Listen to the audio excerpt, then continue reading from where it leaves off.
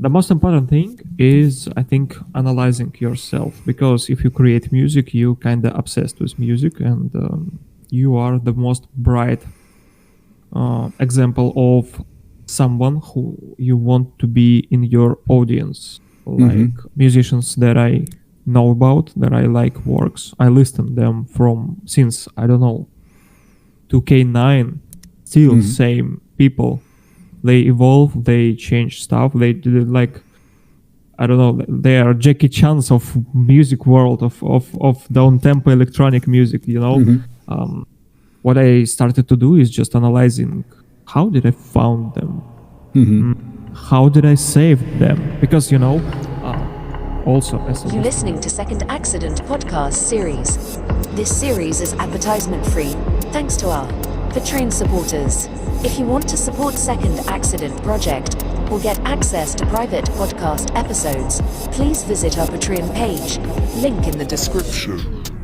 For me, it's quite hard to figure out where is real world and where is fake world. Like when we promote music among musicians, we can, unfortunately, we can meet a lot of fake stuff, like fake listens and fake feedbacks, and it's a lot of this stuff. And usually it happens not because of bad sides of human psychology, but because of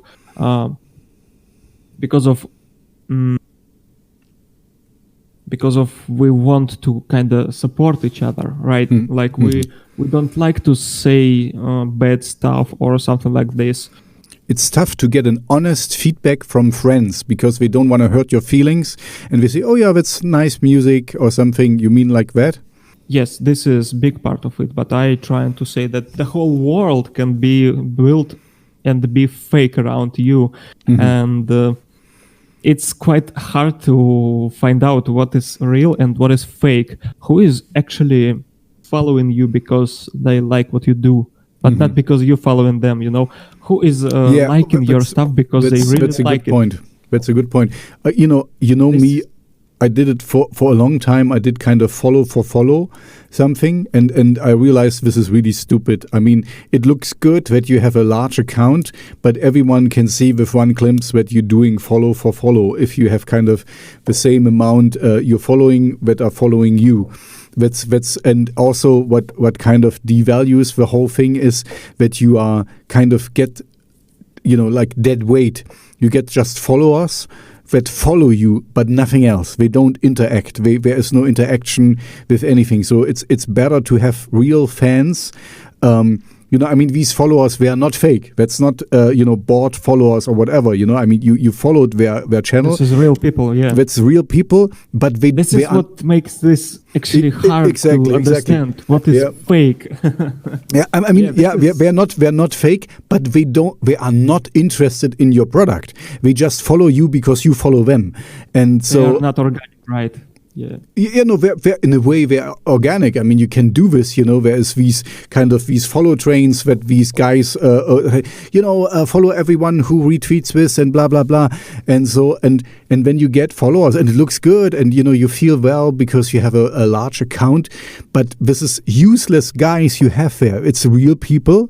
Most of them, I guess, but it's kind of people who not are interacting with the stuff you tweet or with the stuff that are interesting for you, you know, because on Twitter I promote my radio show and my playlist and stuff. So, but the people who just followed me because I followed them, they are not interested in that. You know, they have completely different hobbies, things that are they're nice people. I don't say anything bad about them, but they're following me for the wrong reason. They're not the ones I want. I want people who are really into this, what I'm into. And so I kind of stopped this and slowly, you know, my numbers go down because I'm losing people who are not interested in me. And that's what about engagement? Absolutely fine. Yeah, the engagement is going up slowly. I mean, it depends on what I'm doing. Like from one side, it looks worse than it was. But with some reason it works better, right? Engagement goes up. Exactly. That's a good point. It's better to have 100 followers who are really engaged and really are into your stuff than 1,000 and nobody cares what you're doing. It's just a number that is there. That's also the same with a Spotify playlist. In the past, it was like very, very big topic. Exactly. You got like, oh, they have 10,000 followers.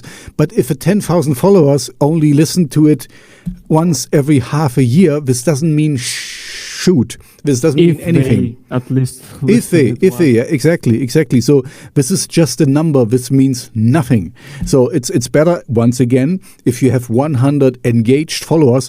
I managed to get into some very small playlist from some of the guys. That's the benefits I talk to, and then I say, oh, I put some of your music in my playlist, and then they put some of my music in their playlist, and there's a really small playlist. It's under 100 people, but I get constantly a lot of plays from them. And one is even just 17 followers, and I get a lot of plays from them.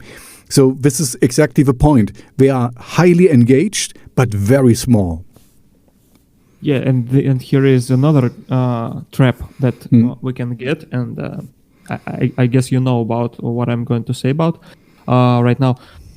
You get to playlist that, and then you get this message like we are listing each other, and if you want to keep in this, stay in this playlist, you have to listen and send us screenshots like every 3 days or once a week. Okay, no, I haven't had that yet. I got this pretty often. I guess it's mostly from daily playlists. Okay. Like you submit on daily playlists, and I do it weekly. So you get this message, and these people they listen each other, sharing with some kind of Facebook group that they listen each other. Mm-hmm. And this is how they keep listens. They kind of stream each other. Mm-hmm. And, but see, this is a lot of people use it. Mm-hmm. It's not fake. This is not real, Exactly. It's not fake. It's real people, but it's not helping you. It's just pushing your numbers up, and you can kind of, your play count goes up. Yeah, if you really need these 10 cents, okay, go on. But if you want some real results, it's just dead stuff. It's like exactly working. It's just cosmetic. It's just cosmetic. It looks good, but it doesn't mean anything. So yeah, what I trying to say by that is we should focus on more real marketing, the hard, boring marketing. Like this exactly. Label said, like we should focus on these listeners, like organic. And this is really hard. It's like I don't even know how to get some one listener at least, because it's a whole different game. This person should like your music. You have grow much faster as an artist.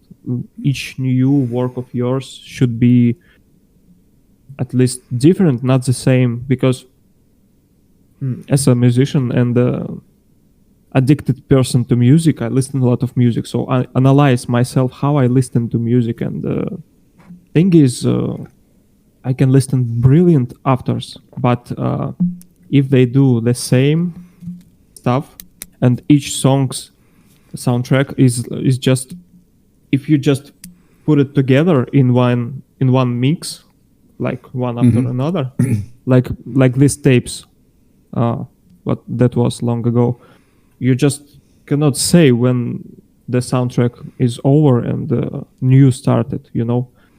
It's like I didn't like this stuff about Eminem or I don't know who else, years ago. Like, why didn't he? I don't know. I didn't understand why he had such a good music. Why did he make something different? And I guess this is why, because trying to evolve, and artist trying He got to evolve. bored of his If you own don't stuff do and it- wanted to something new. He wanted to spread his wings, kind of, and see something different and try something different.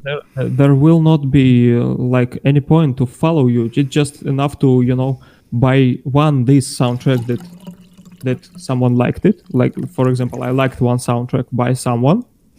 I just buying it, and if everything is the same, I just keep this soundtrack to myself, and I don't need the artist. I already have the soundtrack and everything that he has the same. Like, so it's not only about promotion strategies. It's also about, I guess, your approach as a composer, musician, singer.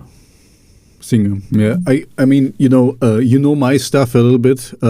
From Megalmodash, I'm all over the place, and this is how I like music. So in a way, you could subscribe to me and don't get bored so fast, because every song is a little bit different, or every EP is a little bit different.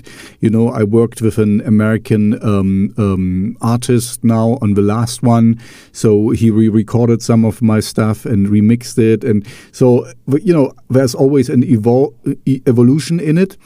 So, but this is how I like music. My radio shows, I like a mixed bag. I like hard stuff, I like soft stuff, and pop and metal.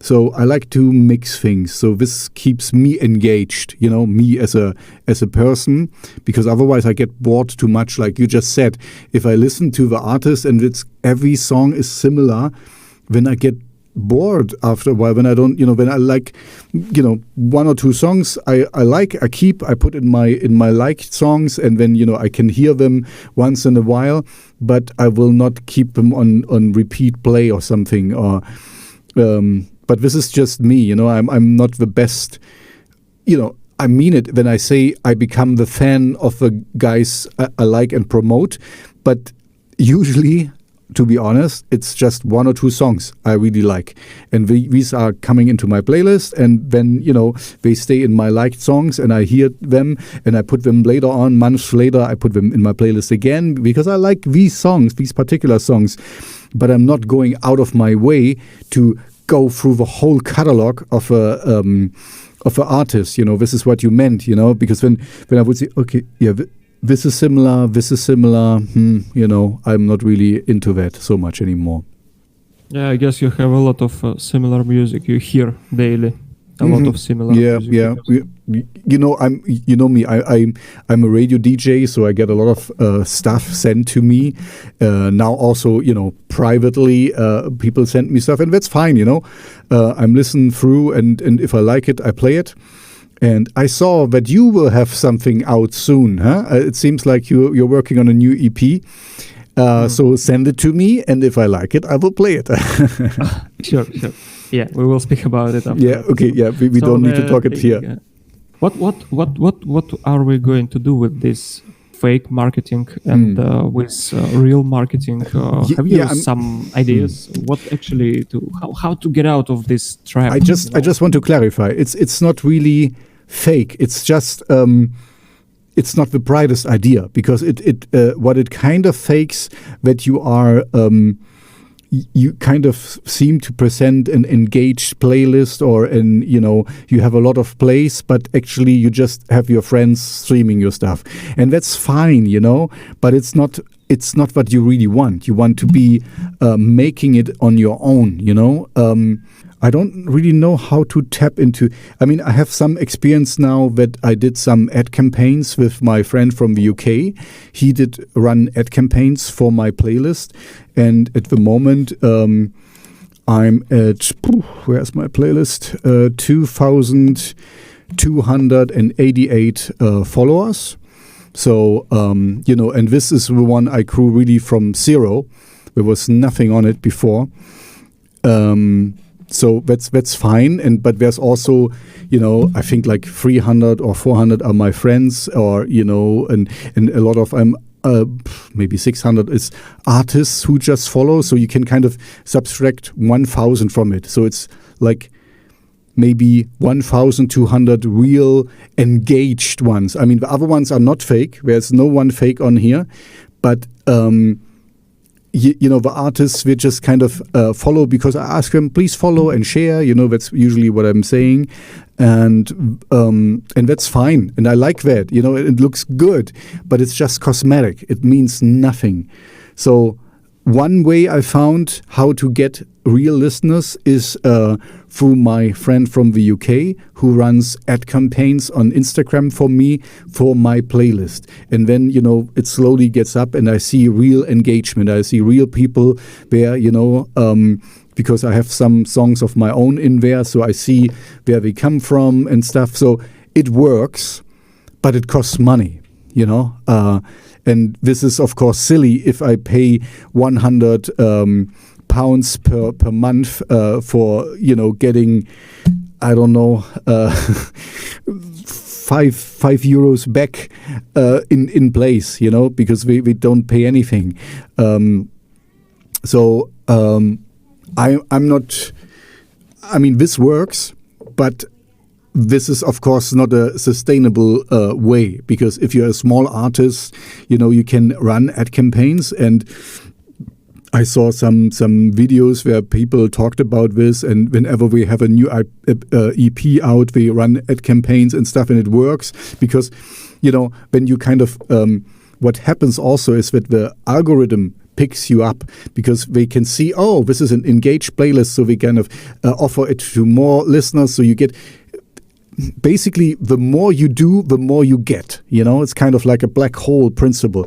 The more mass you have, the more people will follow, the more people will come, the more people will listen. So it's kind of a perpetuum mobile.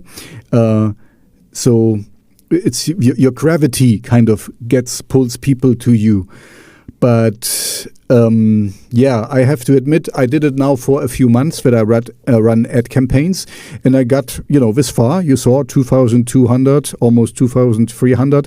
It's fine. It's a nice number. But I paid 300 or 400, more, about 400 pounds for it. So, it's a lot of money. And... I wanted to see where I can go and wanted to be, promoted a little bit more. And I see the engagement. By the way, you sent me in the last thing we talked about it, where you can see the engagement stuff. I realized I don't really need that because on SubmitHub, I'm listed on SubmitHub. They check all my channels and they tell me how much plays I got where. They show me how engaged my Instagram is, how engaged TikTok, whatever I have linked to there, they check. And they also tell me how much plays I get from the playlist and stuff. So genuine plays. And so it works, but it costs a lot of money. And for a normal person, who wants to make some money with its music, it's not sustainable. That's for sure. So this is the only to end this thing. This is the only way I found that works to get a real fan base, but it's costly.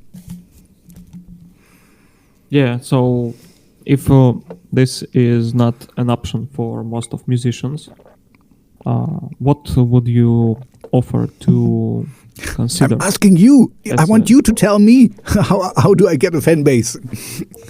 I mean, that's what we're talking about. The most important thing is, I think, analyzing yourself, because if you create music, you kind of obsessed with music, and you are the most bright example of someone who you want to be in your audience. Like musicians that I know about, that I like works, I listen them from since, I don't know, 2K9, still same people. They evolve, they change stuff, they do like, I don't know, they are Jackie Chan's of music world, of down-tempo electronic music, What I started to do is just analyzing, how did I found them?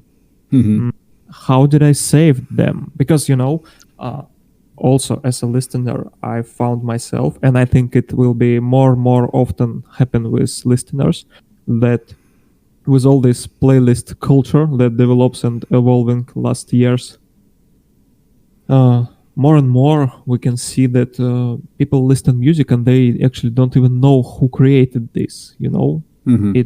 I found myself definitely under this I don't know how, in this situation that I just can't remember. I know the song, the soundtrack, but I can't find it anymore because I just simply don't know who it was.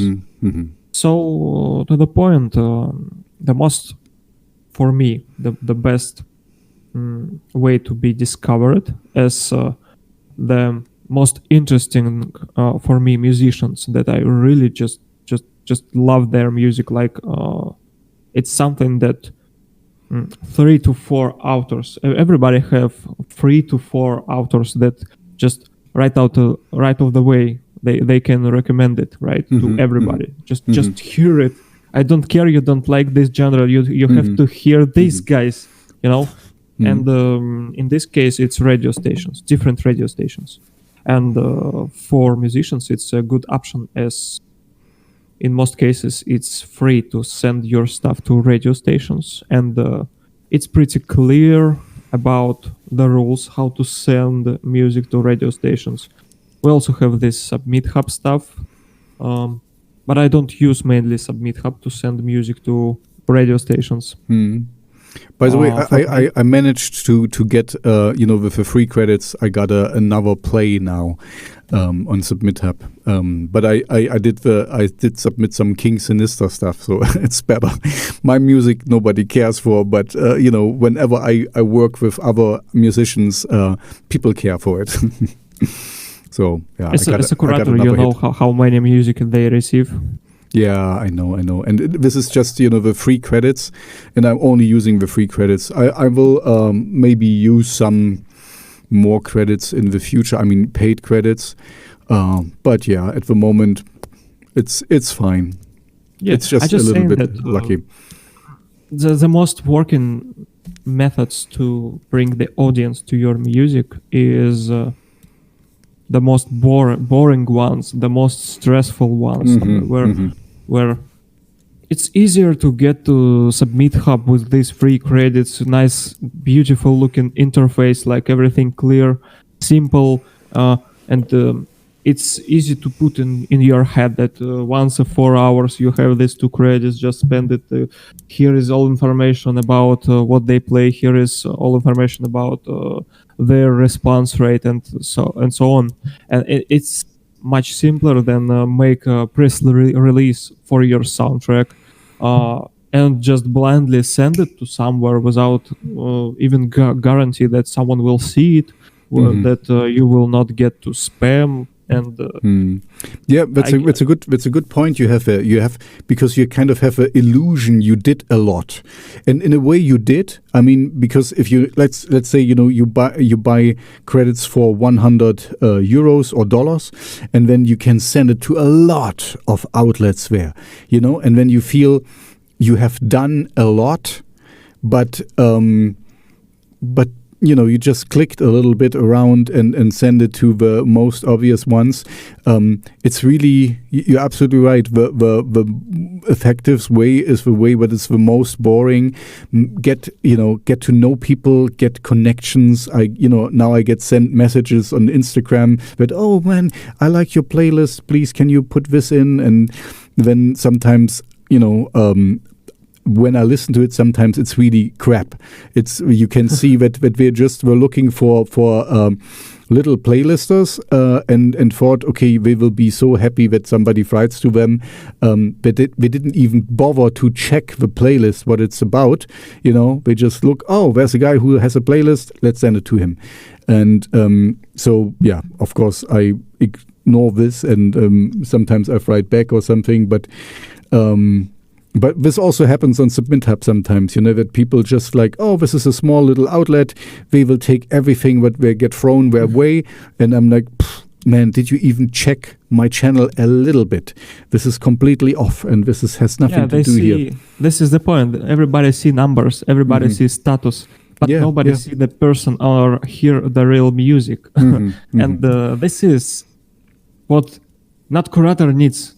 This is what artist needs. It's like curator will not lose anything except for a few seconds of his life. on your music, which is great, but not, it's like I have a Night Mood soundtrack and someone sent me, I don't know, I don't remember. Something that I just it's obvious. A screamo acrotech song. it's good, it's quality, but it's not. It doesn't fit the mood.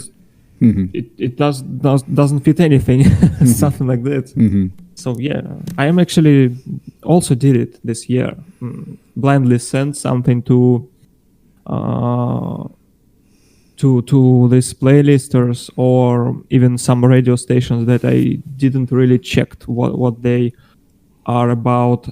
This is usually I can understand artists who do it like that because they starting to value their time and they don't because of all these fake playlists that we have that thousands 20k of subscribers, and stuff like this, and you just submit your stuff, you get to playlist and then nothing. You're on the playlist and you have this 3 plays per year, for example. And some musicians stop to believe in this stuff. Like I stopped in my case, I stopped to believe in this. I'd be like, okay, so this platform has like daily playlist, this platform has these 25 points or whatever.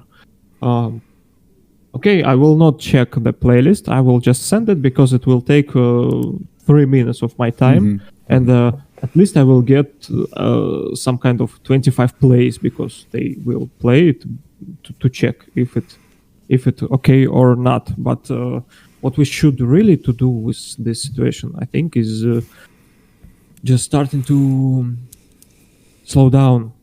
Like we afraid to lose time on these bad playlists, and ironically we keep losing time much more because we starting to act more blindly. I remember when I started with daily playlist, I was checking each playlist, each one of them, and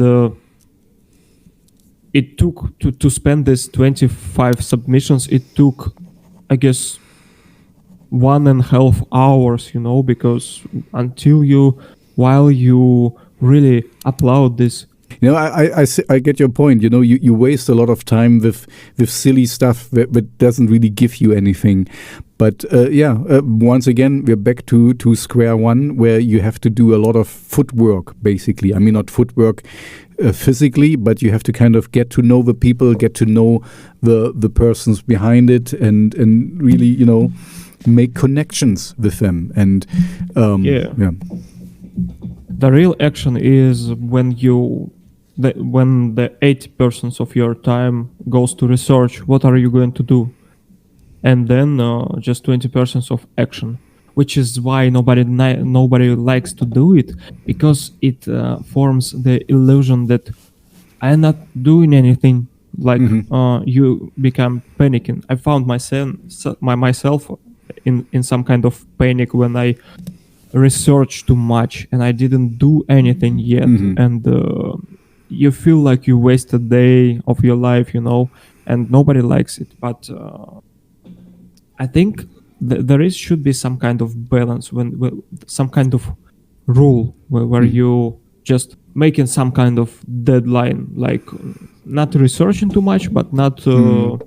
Yeah, exactly. You need to find a balance here. You need to find your equilibrium, your balance, because it is unfortunately true that just making good music doesn't mean anything. If there's so much bad music out there that you get smothered, you get buried by this avalanche of bullshit, because there's so much bad music out there. And so just making good music doesn't cut it. So you need to kind of promote yourself, and you need to do things. And, you know, if you are sometimes a very introverted artist, this is really tough for you, you know. So the best thing you can do is maybe get a PR agent or a label if you are lucky, you know, a good label, of course. You know, there's labels you have to pay. So if you're lucky, you find a PR agent or a label who believes in you and kind of pushes you and helps you along with the things. But for other people, we really, you know, for most normal people, small artists, they have to do it on their own. They have to. I mean, what I can say is stick to it. Do your music. Do the things you love. You know, don't sell out. Don't follow any trends or something if you are not into it. If you're into it, the trends, that's absolutely fine. You know, kudos to you when you're born at the right place or whatever, right time. But yet, just do what you like and believe in, and because I think this earnesty is also what people can listen in your music, can hear, you know. So, yeah, but it's still talk with people, get to know people. Yeah, but then, you know, we started this whole thing to think about how to get to a fan base, you know. Let's see us just as artists, and it's not easy, you know. I mean, we are more in the lucky position, or at least I am. You know, I'm a radio DJ, so I always slip in one song of my own or something. Not every time, but most often I put one per show. And of course, in the playlist, there's a few songs of mine, and I also played your music and also put it in my playlist. So, you know, we help each other, but yeah, and I'm in a fortunate position, but still, I think I'm very small scale, so I don't know how to, without paying money, how to get to a larger fan base. I think the answer is habits, some kind of all this real stuff. It works much slower and less comfortable and stuff like that, which is why nobody likes to do it. But from the other hand, you have much less competitions because much less people willing to do it. You know, everybody on Submit Hub, everybody on the daily playlist, because it's simple, because every time they come back, it's more and more familiar for them, and it becomes to comfort zone. What I would really recommend to do, what I really do is, and I actually fail to sometimes to actually do it, but I still recommend to do it. I just open the calendar and each Friday I should send something to some new radio station. Each Monday I should find some playlist. One. Each day I should do this thing. Each month I should do this. If it's really hard, I do it less often. You have a good point here to kind of just build a habit to do something. I mean, this is what I'm doing. You know, I'm not very happy that people don't really have caught on with my video podcast things, you know, but because I think it's quite interesting. This is what I like, that I would like to see more. If I like a band or an artist, I like this format because I show them how we are. And you know, show the people behind the music. So I think it's a really worthwhile endeavor. So I keep on continue doing it, even if my feedback I get is not that big yet. You know, I have 130 subscribers for my YouTube channel at the moment, and on my private channel I have double the amount. So it's kind of really silly, but I'm keep on doing it. You know, I've formed this habit of 3 videos per week now, and also putting out a podcast because I believe in it. That's my thing. I like what I'm doing, and I think it's very worthwhile to get some fringe artists, some more well-known artists, some, emerging artists, and I talk with them, and, I give them all their time and place to kind of present themselves, but not like in a normal interview show, you did this and that, but, in a conversation where we can get to know the persons behind the music. And I think it's really, I like my format. That's why I'm doing it. And that's why I'm continue doing it, because I really like it. I like to get to know these people. And so even if there's not a big response yet, I'm hoping that one day people will find it, and then and then it will be very organically. It's getting more and more. That's cool, but yeah, it's not an avalanche of followers I get through it, but I believe in it, and I'm constantly doing it. So I'm just to reiterate your point. I formed a habit of doing it, and I stick with it. And so there will be constantly a flow of new talks I have with interesting people, interesting artists, and I find them, just to follow to close this. I get a lot of recommendations on Spotify from Spotify themselves, from the artists I'm listening to. I get, when you will like this and that. And then I just, oh, cool, I like it. And then I check the artists, and I use a lot of Spotify for my research lately. Because if you really fill everything in your Spotify, you have Instagram, Twitter, and Wikipedia or Facebook. So I can get easily in contact with artists I like. I just write to them, because I only talk with people I like. And that's, that's my rule. And that's really nice. Some people have contacted me, but if I don't like their music, I don't see a point, if they're not really interested in a different part, I talked with a bodybuilder, and I will talk with other people as well if I think it's interesting. But it's mostly artists, and I pick them, I choose them on my own. They're all handpicked. And that's cool. So that's why I'm using a lot of Spotify for my research, I have to admit. Also, if you really make it nice, there's a biography in there, so I know something about them. This is helpful for my radio show. I always have it open on the second monitor, and then I can say, oh yeah, this next artist is from Miami, Florida, and and just something about it, some interesting part. This is really simple, but really powerful tool to just keep your bio and social media clean. Exactly. So maybe this is something. This is something where we can help other artists now, because if you hear this now, please, keep your biography on Spotify up to date, and also your accounts there, because sometimes I hit dead accounts where we are not there anymore on Instagram or on Twitter or wherever. Page is not available, blah, blah, blah. Exactly. So keep this up to date, because some crazy really guy like important. me might contact you through it.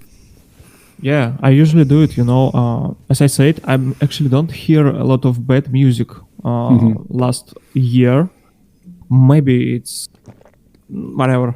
Thing is, I found some poetess sent me really masterpiece, something that I never heard before. It just didn't fit to my playlist, but I checked her Spotify. Nice photos. Good bio. Don't remember which is one. What was it? But still,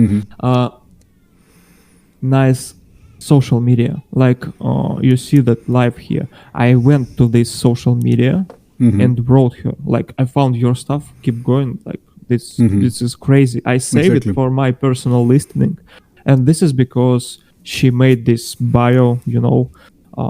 And now we speak about her in this episode, and I will link to her just because in my podcast audio versions, just because she made this stuff, and just because she's great at music. And the point I'm trying to say that music is great, but you have to have clear understanding where are you going to send it, because it just can double, triple, quadruple the and with the this benefits, I don't and know. with a bio, and the social media stuff, this is even passive, because I find the people. You have to fill it out once, once you have your artist page created, fill it out.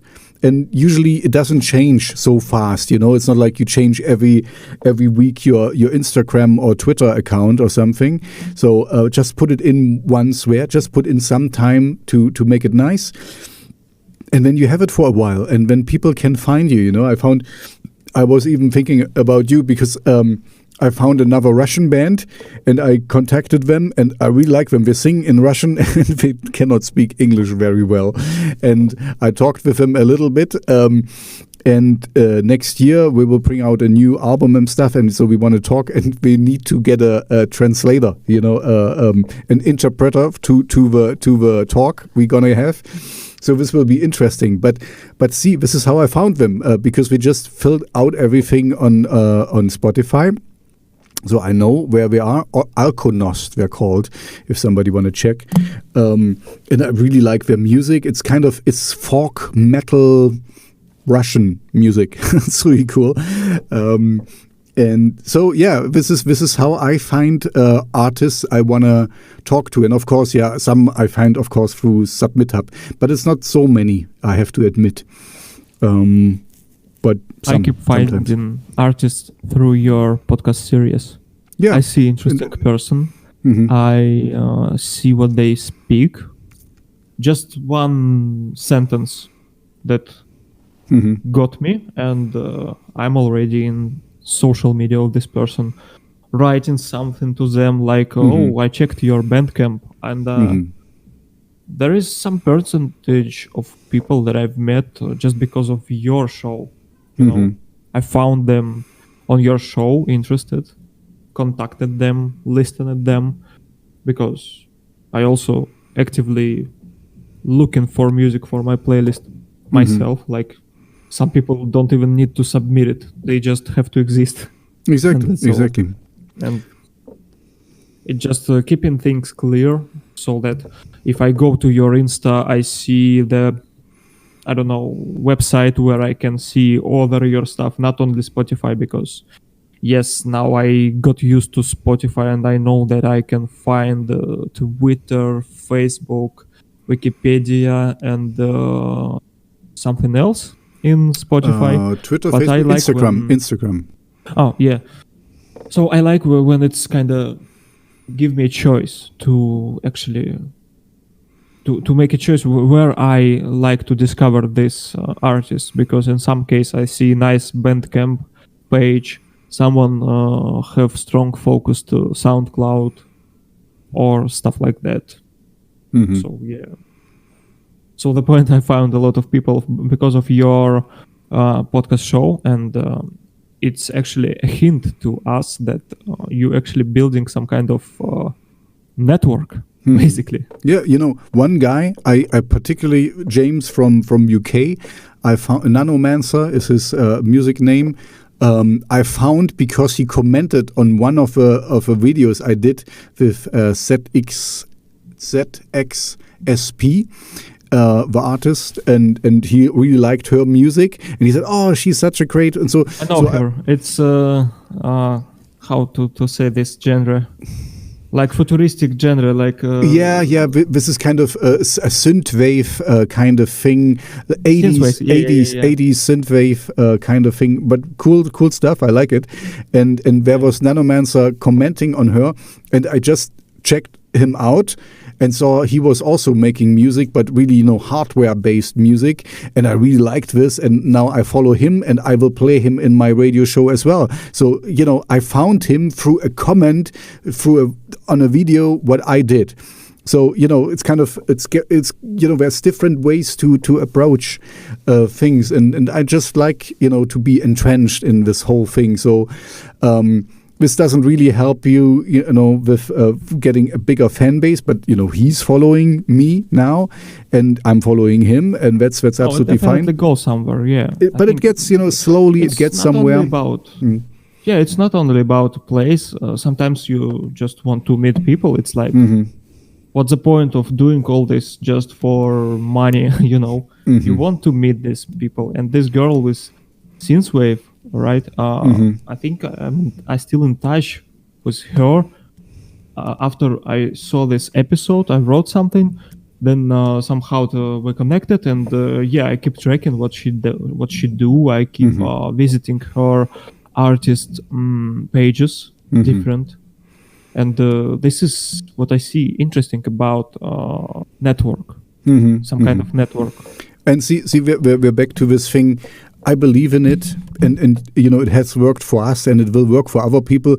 It's just a little bit sad that not so many people see it, but on the other hand, it's the same with music. There is so much video content out there, so I know, it's hard to get the attention of all the eyeballs or something. But I believe in it, and I think it's a worthy cause, and it's a nice thing. I enjoy it, so I will keep on doing it, and one day, things will happen.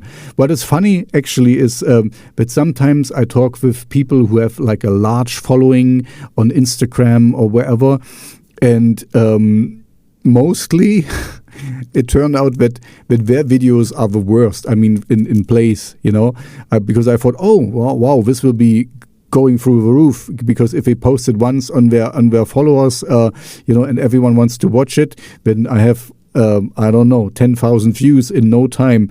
But they are the worst most of the time. They don't do anything.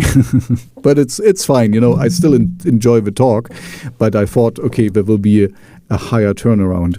I don't track actually success by followers on Insta, because sometimes you can see artist page. Artist page in Insta, and 14K followers, like thousands and thousands likes and comments. You go to Spotify, 2 monthly listeners. Exactly. It's harder and harder to understand what is real and what's not real. Even with my low numbers, I don't understand what's happening in my Insta, in my Twitter. I understand what's happening in my Twitter. It's just dead. But I think that it doesn't matter. What matters is we have actually a metric to define reality by this. The people who seems to be simpler, they tend to be more realistic in my vision, as I see, because I also can say that it's okay when people ignore you, because it's time thing, it's like it's if someone ignores you, just don't take it personally, I guess, because it's just something wrong with the system of this person, and some artists, they can be overloaded by the work, by all this. Yeah, and I see it. My family situation and stuff, and it's also I don't have so much time.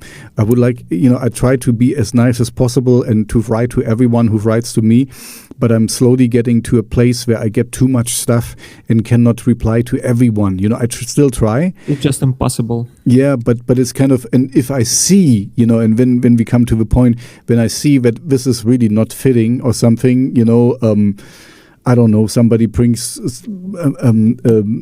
a pop rock ballad and something, or some, really what is not kind of my thing. I mean, I also like French music, so sometimes it still works for me.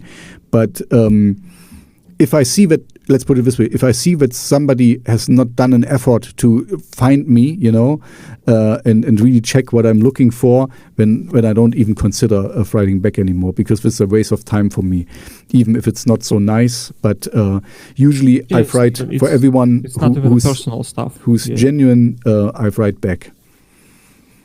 Yeah, it's kind of hard to reply to everyone. Especially when it's a lot of spam. Yeah, exactly, and a lot of noise, basically. Just I write a lot to some big artists, that just to say them that their music changed something in me, and they answer after 6 months.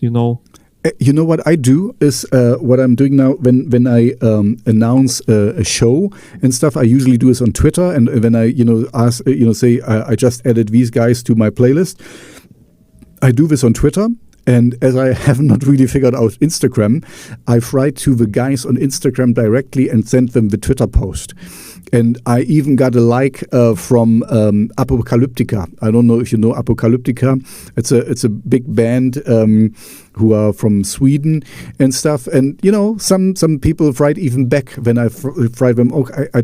That's cool, and that's cool. We will put it on our socials and stuff.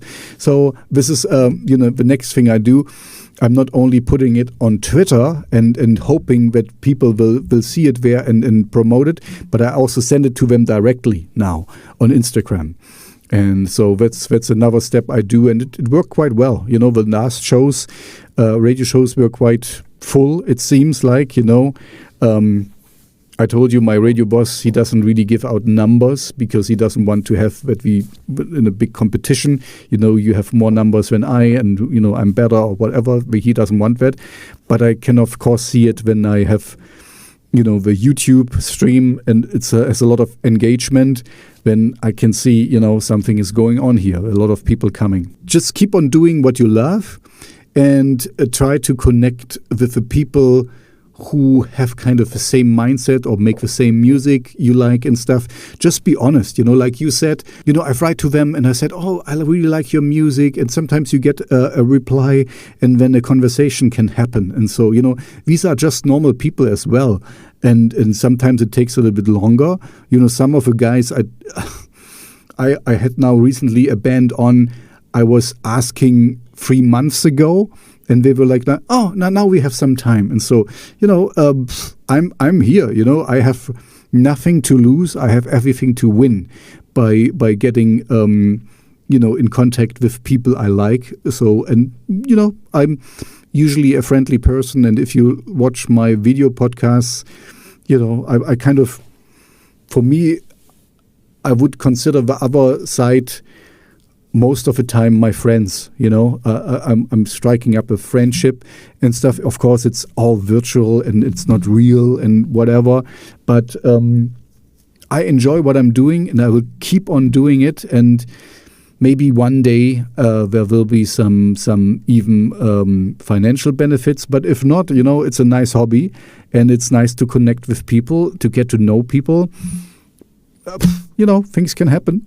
Some send me their albums, some send me some stickers, some might invite me in the future to some of their concerts and stuff. So, there's even some benefits here, but I'm not doing it for that. I'm doing it because I'm genuinely interested, and that's the thing.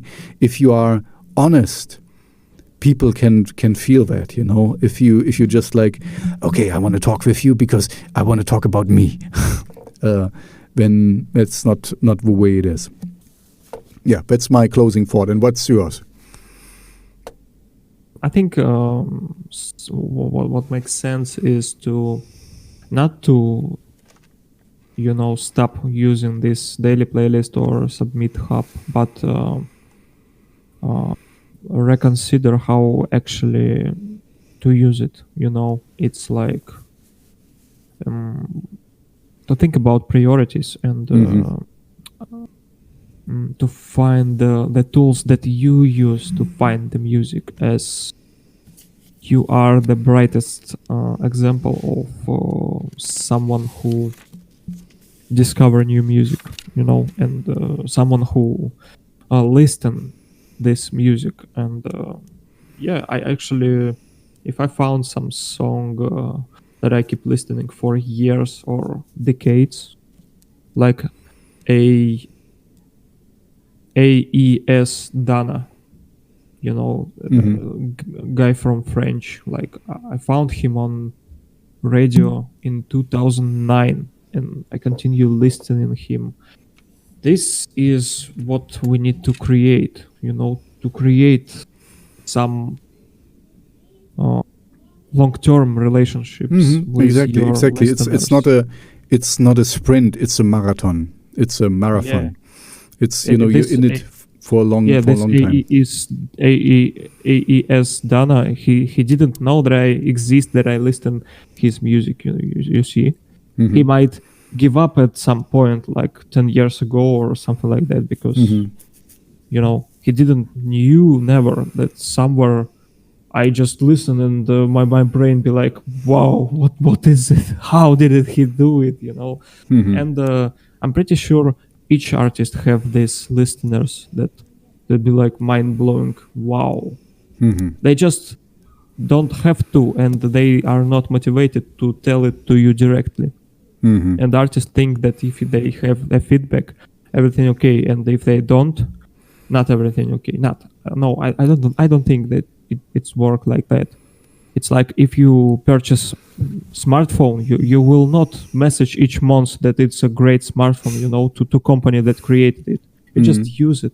And listener, they just listen it, and no one said that they have somehow contact you to say that your music is okay. So just build the habits and keep going. I think this is the most important thing. No matter what, just evolve as a musician as you can. Just try to survive, and everything will work. I think it's all about survival.